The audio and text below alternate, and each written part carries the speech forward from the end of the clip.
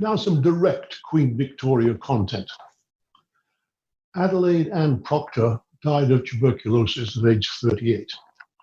She was a philanthropist, a feminist, and a poet, and was in fact Queen Victoria's favourite poet.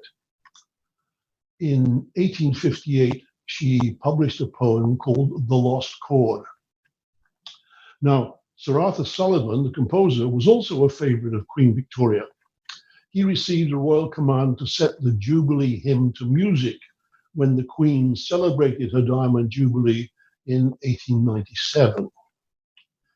But 10 years earlier, while sitting at the bedside of his ailing brother, Sullivan had set Proctor's poem to music.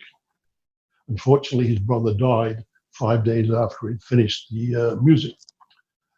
The song, The Lost Chord, became the biggest commercial success of the Victorian era, both in England and across the Atlantic in the United States.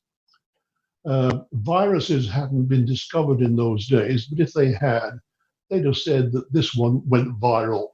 Anyway, Sullivan was so proud of it, he said, "I've composed much music in my time, but never have I written a second lost chord." Now, fast forward about 150 years.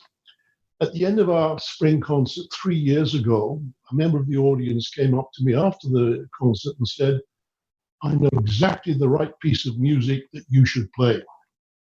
You should play The Lost Chord."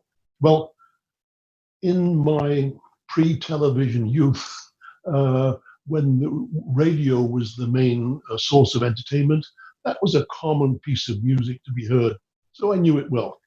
And I accepted his challenge and wrote this arrangement of The Lost Chord with music by Sir Arthur Sullivan, and we played it the following year in 2018. So here's the Tupper Band's version of The Lost Chord.